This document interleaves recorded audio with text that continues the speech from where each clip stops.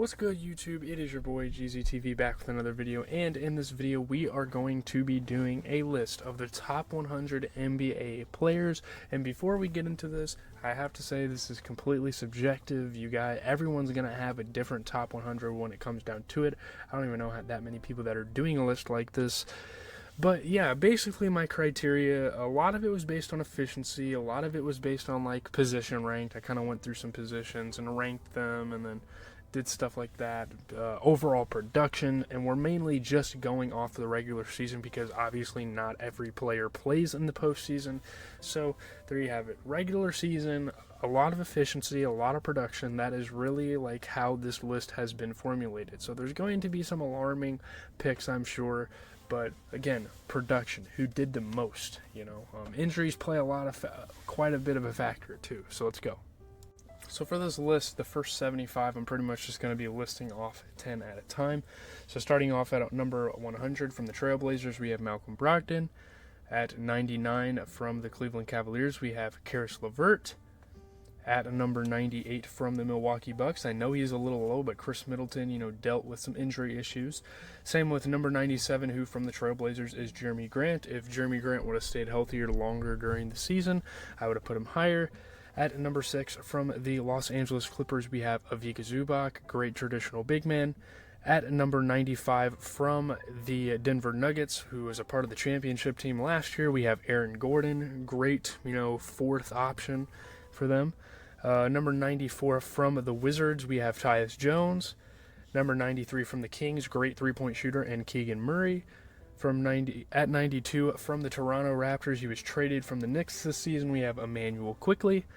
At number 91 from the Los Angeles Lakers, great fourth option again, we have Austin Reeves. And number 90, one of the better rookies out of his class from the Charlotte Hornets, definitely in the Rookie of the Year talks, we have Brandon Miller, great player, great future.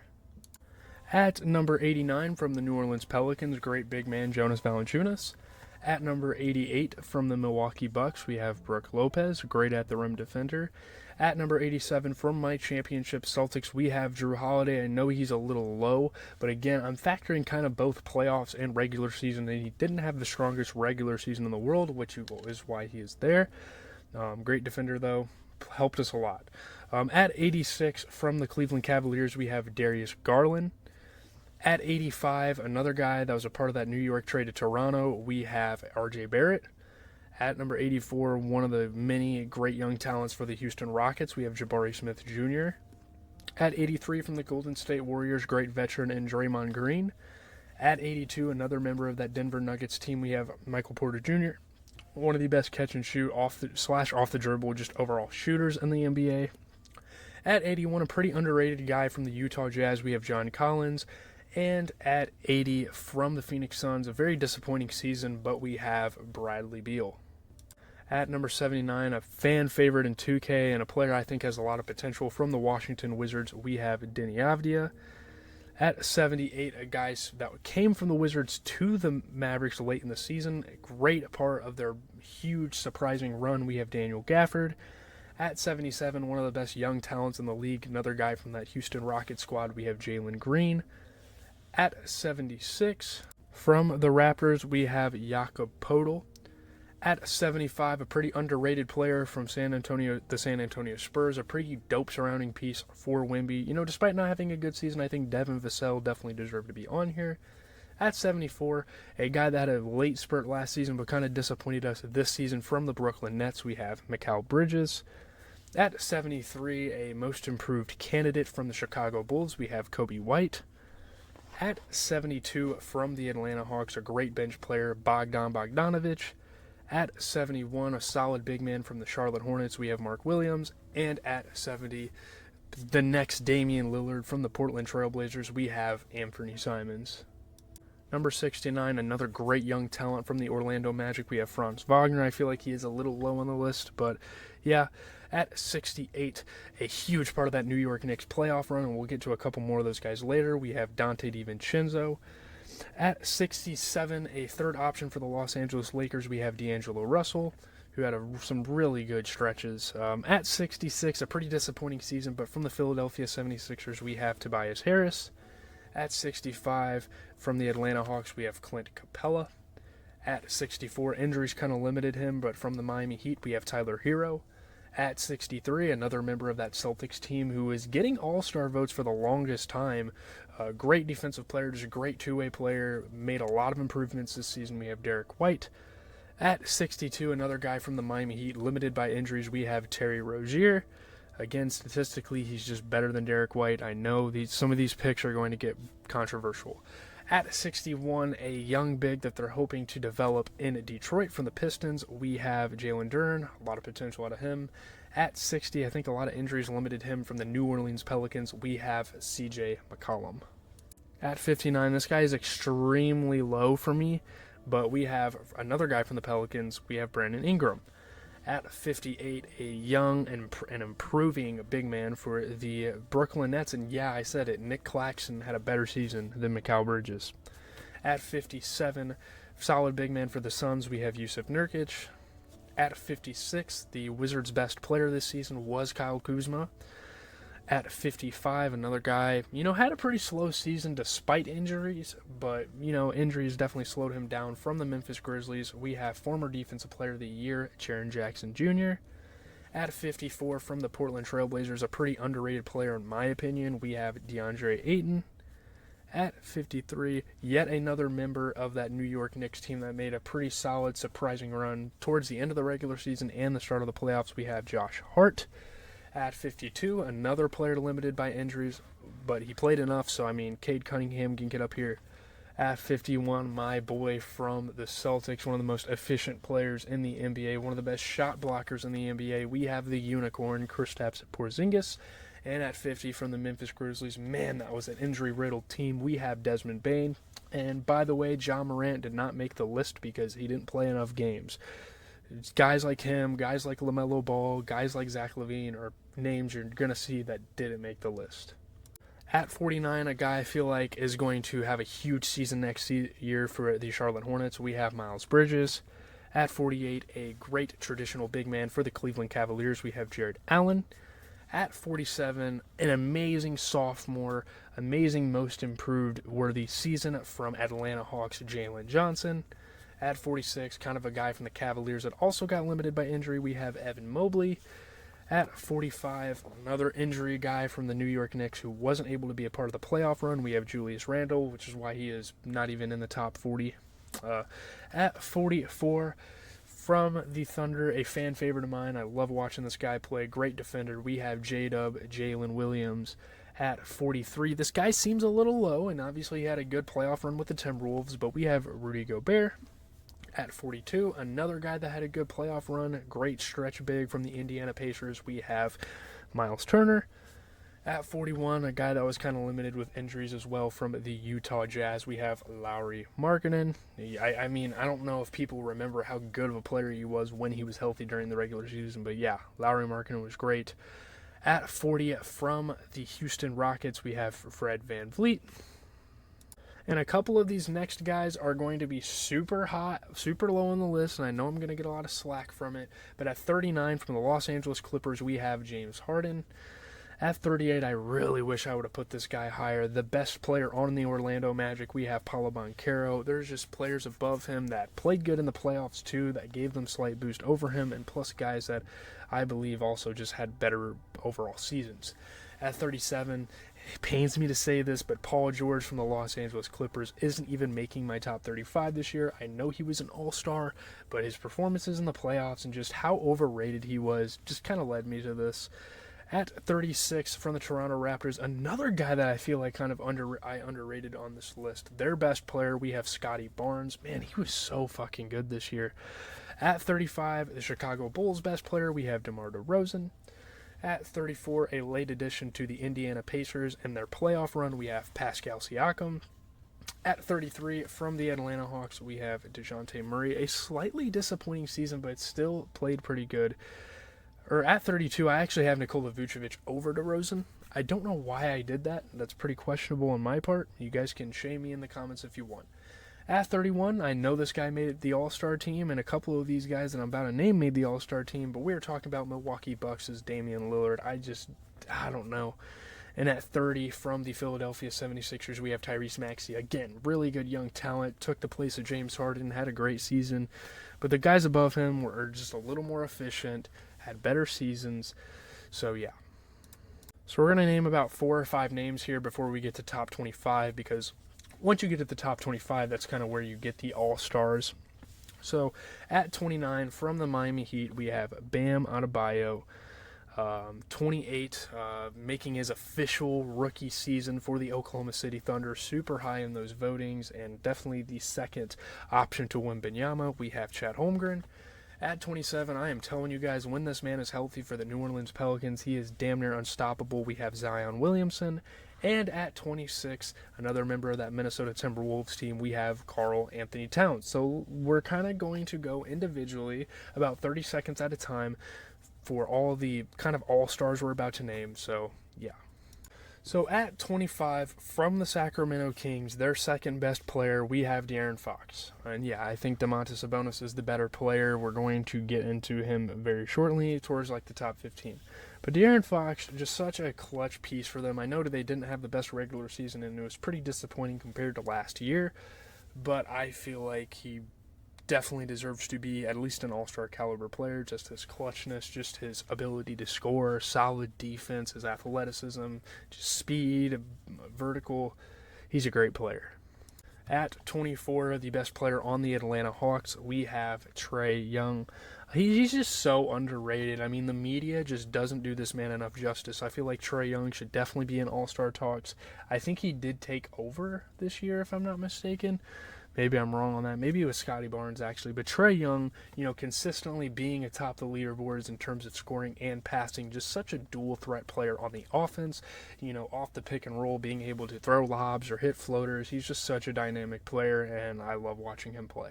At 23, this may surprise a lot of people, and it may make a lot of a cult fan base mad, but we have, from the Golden State Warriors, their best player, Steph Curry. I think, especially compared to other years, I just don't think Steph Curry really stacked up that well. I don't know. I just wasn't a huge fan of Steph Curry this year. He's definitely an all-star, but not as high as he has been in other years. At 22, the second best player on that Denver Nuggets team. I know he's usually not this high on the list, but we have Jamal Murray. Just the clutch shot making, just the big time games he had in that playoffs. Obviously, it led to them, being eliminated in the second round, which is not ideal for reigning champions. But I don't think it was really his fault. I think he definitely did his thing, throughout the playoffs. Regular season, not there, obviously. He's usually injured, kind of like a Jimmy Butler type of player who we will be getting into in a second. But, yeah. At 21, the second best player on the Phoenix Suns. This guy frequently gets underrated. We actually have his teammate coming up right after this. We have Kevin Durant. One of the best scorers of the modern day era, and he still does that to this day. Just such an efficient player. It's not like he is a super well-rounded player, but just the efficiency and just his ability to score has always been something to kind of marvel at, and he's definitely an all-star without a doubt. So, yeah, Kevin Durant, 21. At number 20, his teammate, and I believe the player that had the better season for the Phoenix Suns and the best player on the team, we have Devin Booker. Just his transition into the point guard role for this team this season was something to look at as well. I feel like that dynamic's really going to help them moving forward. I'm not sure if they're ever going to be able to get over the hump of, being title contenders with the lineup they currently have. But, with pieces like Grayson Allen especially developing, and you got to hope that Bradley Beal kind of has a better season coming up, we'll have to see what the next season holds. At number 19, this is strictly his performances in the playoffs. He really wasn't much of a standout during the regular season, but the second best player for the Dallas Mavericks, we have Kyrie Irving. And again, the main reason he is on this list is because of some of his performances in that Dallas Mavericks series. Even in the finals, he had a couple pretty big-time games against my Celtics. And he's just great. Offensively, he can do everything you would ever want an offensive player to do. So that's something to really, look at him upon. Obviously, his defense has definitely gotten better as well. I feel like that's something you can credit him. But, yeah, just a great, skilled player. At number 18, this is a pick I'm kind of questioning myself for. I definitely overrated him a little bit, but from the Miami Heat, their number one option is Jimmy Butler. And I guess this is just a sense of well, when he's healthy, he's an absolute beast. And maybe I'm using bias from like last season when he had one of the best playoff runs we've seen from a player in a long time. But I don't know. I just think Jimmy Butler always belongs in kind of that conversation, and he doesn't really play that much, and he hasn't been playing that much lately. But I got to give him credit. So yeah. At number 17, a player I believe honestly should have deserved and should have gotten the Most Improved Player award. I think easily the best player on the Houston Rockets. We have Alperen Sengun, one of the most underrated players in the league, can do literally everything on the floor. Maybe not play that good of perimeter defense, but dude, Alperen Sengun, are you kidding me? Like, you guys can't sit here and tell me that he didn't have a fantastic season. Although his 21 points, 9 rebounds, 5 assists, shooting 54% from the field didn't necessarily equate to winning, like, dude, this guy belongs in all sorts of conversations, best big man in the league. Yeah, he had an amazing season while averaging a steal and a block a game, so really good season for him. At number 16, the number one option from the Cavs, and honestly, he could have probably been a little bit higher without injuries. We have Donovan Mitchell, one of the best scorers in the NBA. A guy that's not going to do a whole lot, but just put the ball in the bucket and do it at a super high level. He's one of the best pure scorers in the NBA. I mean, his defense isn't that bad, but the way he leads a team, pretty awesome. Obviously made it to the second round. So, with their injuries. So shout out to Donovan Mitchell. At 15 from the San Antonio Spurs, yeah, I cannot believe it either. We have a rookie in the top 15, and deservingly so. From the Spurs, we have Victor Wembanyama, an absolute alien on the court, an absolute marvel, an absolute human wonder. What a damn season. One of the best rookie seasons I have ever seen. I mean, his numbers were just off the charts for being in the league for one season. 21 points, 11 rebounds, 4 assists, shooting 47%, and 47% for a rookie, keep in mind, is absolutely fantastic. And not only that, but he averaged 4 blocks a game and a steal. So, yeah, absolutely phenomenal season for Wembanyama. I cannot stress that enough. Coming in at number 14, I believe the number one option for the Sacramento Kings, Domantas Sabonis. I mean, his numbers do not lie. He does everything at a high level. I mean, everything. We're talking about a guy that averaged 19 points, 14 assists, 14 rebounds, 8 assists a game while shooting very slightly under 60%. This guy is absolutely incredible. Just a jack of all trades type of player, averaging a steal and a block a game.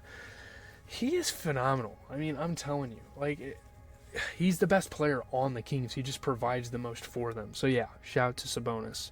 Very deserving of an All-Star, which he didn't get. Coming in at number 13, I know this is a bit controversial to have him so high on the list, but I think the number one option for the Los Angeles Clippers, without a doubt, obviously, is Kawhi Leonard. Didn't really play that many games this season, I don't believe. I think he only played 68 games in the regular season. I don't know what I'm talking about. But, I mean, the guy averaged 24 points, 6 rebounds, 4 assists, shot 53%, which if you look at the shots that Kawhi Leonard shot this season, I think shooting almost, close to 55% is pretty fucking incredible. While averaging 2 steals a game, while averaging a block a game. And yeah, part of this is just kind of being recency bias towards how great of a career Kawhi Leonard has had. But at the same time, when he is healthy, he is phenomenal.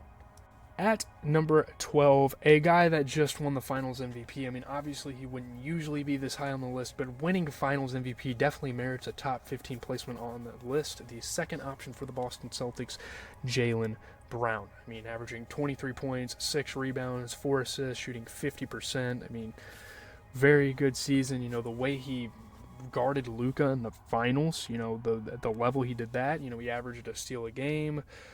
He just did what it took to win. Shout out to Jaylen Brown. Fantastic season, his best season yet, and he's only going up from here. I feel like we only see improvements from a guy like him.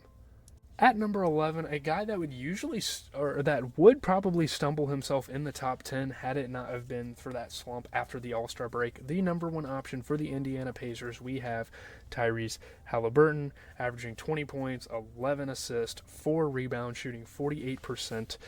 Not the greatest defensive player in the world, but obviously he had his moments kind of in the in-season tournament. He was just amazing. We knew from the start that he was going to have an all-star caliber season, And obviously injuries and obviously, bad stretches kind of slowed him down from being higher on the list, but I still think Tyrese Halliburton is a borderline top 10, easily an all-star. But just getting over the hump of the top 10, we have the Jordan comparisons. We have young MJ from the Minnesota Timberwolves, the guy that really made his mark in the playoffs this season and really led a team to the conference finals. We have Anthony Edwards, and throughout the regular season, he averaged 26 points, 5 rebounds, 5 assists, and shooting 46% from the field. Given the shots he takes, I think that is really damn good. And obviously, averaging about a steal a game. Just a great player. I mean, he's so dynamic on offense and does a little bit of everything. Uses his athleticism, makes play after play. He is a young talent, and he's going to be the face of the league probably in the next 5 years. At number 9, the absolute scoring threat, the number 1 option for the New York Knicks, one of the best pure scorers, probably the best pure scorer in the NBA. Like, if you want a guy that's pure offense, go to none other than Jalen Brunson. Averaged 29 points a game, 7 assists, 4 rebounds, shot 48% from the field.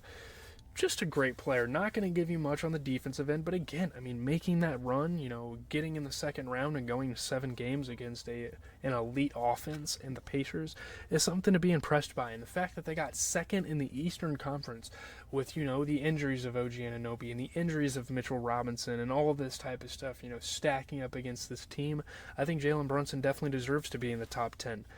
Absolutely amazing season, best decision the Knicks have made in so many years of picking him up, as well as Randall, obviously. At number 8, one of the greatest basketball players of all time, and funny enough, the second option for the Lakers. We're getting to his teammate here in a moment.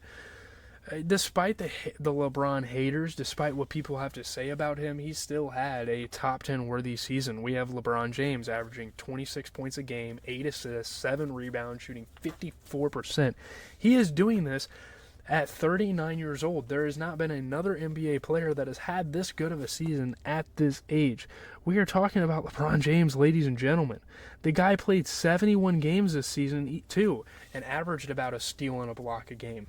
I mean, he's fantastic. I mean, this is just, despite not, leading to championships recently for the Lakers since the bubble, this is definitely, furthering his legacy and furthering his argument in the GOAT conversation. I mean, LeBron James, guys, what a damn season. I think he broke the scoring record this season. Maybe it was last season. Just a great year for LeBron. But I think just slightly better in the number 1 option at number 7 for the Los Angeles Lakers, I got to give it to Anthony Davis. I feel like he is more of a two-way player than LeBron, and he's had more games where he has been the better player in those games. But we have Anthony Davis. I mean, averaging 25 points, 13 rebounds, 4 assists while shooting 56%. Doing everything but passing at a completely all-star level this season. Like, are you kidding me? Like, who wouldn't have high praise for a guy that's averaging 2 blocks and a steal a game, a defensive player of the year candidate, and a great offensive player as well? Obviously, the Lakers got outed in the first round of 5 games, but he's a great player. I mean, no doubt about it, he definitely deserves this nod. He definitely deserves to be a top 10 player. So, shout out to Anthony Davis on a great season. Probably one of the best seasons of his career, if I'm being honest with you. Coming in at number 6, I got to show some love to my 76ers fans. We have the number 1 option. We have the former MVP. Obviously, he didn't meet any sort of criteria for any awards. But Joel Embiid, when he was healthy, was absolutely electric. I know he didn't play that many games. He only played 39 games this season. But in those 39 games, he averaged 35 points, 11 rebounds, 6 assists while shooting 53% from the field. And also, I mean, he averaged 2 blocks and a steal a game. So, yeah. Embiid, I mean, I'm sorry. I have to put him in the top 10. I feel like that's kind of fundamental for this list. Because when he's healthy, he is one of the best players in the NBA without a doubt. I feel like you guys kind of know how the top 5 is going to go, but starting off with my boy from the Boston Celtics, their number 1 option. I know he had a super disappointing finals performance and overall playoff performance too. Who am I kidding? But I mean Jason Tatum. I mean, he scores the rock, rebounds the rock at an all-star level, averaging 27 points and 8 rebounds a game, while also averaging 5 assists and shooting 47% from the field. And during that playoffs, his development into a playmaker was super respectable. It really helped the Celtics out. And yeah, there's really not much else to say about Jason Tatum. He easily deserves to be in the top 5. I don't care people's agendas against him. He's still had one of his best seasons yet, averaging a block and a steal a game. So shout out to Jason Tatum. And at number 4, the number 1 option for the Oklahoma City Thunder, I know he should probably be in the top 3 due to his MVP candidacy, but I have another player I picked over him. You guys know who that is. But Shai Gilgeous-Alexander, obviously an all-star level playmaker, an all-star level scorer, an all-star level efficiency guy, all-star level perimeter defender. Shai Gilgeous-Alexander, man, 30 points a game, 6 assists, 6 rebounds. He shot 54%. We are talking about Shai Gilgeous-Alexander shooting 54%. And, leading his team to the 1 seed when no one would have guessed that would have happened. Obviously, 2 steals and a block a game. I mean, dude, come on. Shai Gilgeous-Alexander deserves this. He deserved to be an MVP candidate. But this is just how talented the NBA is. I have a couple of guys that I would put above him. It's just, the talent pool is just that damn good. But shout out to Shai. He's only going up from here. Took his team to the second round to 6 games with a team that would eventually make the finals. So yeah, Shai's great. At number 3, the number 1 option for the Milwaukee Bucks. I know usually people would pick Shai over him, but we're talking about a guy that does everything at the All-Star level, everything at top 15 level. Giannis Antetokounmpo. The man averaged 30 points, 12 rebounds, 7 assists, shot 61%. While only missing 9 games during the regular season. Again, this is mostly regular season because obviously Giannis was injured during the playoffs, but his play in the regular season is enough to get him in the top 3. Obviously not an MVP candidate just for the fact that the Bucks had a super disappointing season, but dude, Giannis Antetokounmpo, what a season. Amazing player, averaging a block and a steal a game. It's Giannis, man. I don't know what else to say. Just what a well-rounded player. At number 2, the number 1 option for the Dallas Mavericks, a guy that had one of the most respectable playoff runs in recent NBA history. We have Luka Doncic. Averaged 34 points a game while averaging 10 assists and 9 rebounds a game. 0.8 rebounds and 0.2 assists a game away from averaging a nearly 35-point triple-double. And in that process, getting double-teamed and all that, he still shot barely under 50%. And obviously his defense needs some work, and he improved on that. I mean, a steal a game the last 2 seasons. The defensive jump from Luka has been great. About a block, kind of close to a block a game. But Luka Doncic, man, obviously not the greatest defender in the world, but he does everything at such a level, man. It's damn near unmatched. And the only man that matches it is number 1, and the guy, he won MVP. The guy that won MVP, and very deservedly so, literally top 10 at everything, we have Nikola Jokic. The dude averaged 26 points, 12 rebounds, 9 assists while shooting 58%. And if you watch the Nuggets games during the season and you watch the type of shots that Nikola Jokic was making, I mean, my goodness. Again, similar to Luka, he's not the greatest defender in the world, averaging a block and a steal a game. But, man, he's definitely making some strides here. So, shout out to Jokic. Led the Nuggets a bit of a disappointing run for them. Obviously not making it past the second round again, like I said about Jamal Murray. But still, he's deserving of the MVP. He was great. So, yeah. So that is going to do it for the list. Let me know what you guys think in the comments down below. Anybody I underrated, overrated? Were there guys I should have included in the list? Obviously, off the top of my head, guys like Josh Giddey probably could have snuck in there. But that's my list, guys. Everything is final. I'm not taking it back. I'm not going back and revising it. But that is going to do it for the video. Possibly this summer, we're going to have some more NBA-themed videos. Obviously that trade just went down between Caruso and Giddey. The offseason is in full stride, and teams are going to start making moves very, very soon. The Lakers just signed J.J. Redick as a coach. So there's been a lot of big moments, and I'll be sure to cover anything that's super major when I can. when I find time for that. So leave a like, comment, and subscribe. As always, it has been GZTV. Obviously, throughout the season, every single night of basketball, we covered games. So don't come in here and talk to me like I'm a casual. I know what I'm fucking talking about. It's just my opinion may differ from some of the people's. So, yeah, guys, I may value some things over others, but peace out.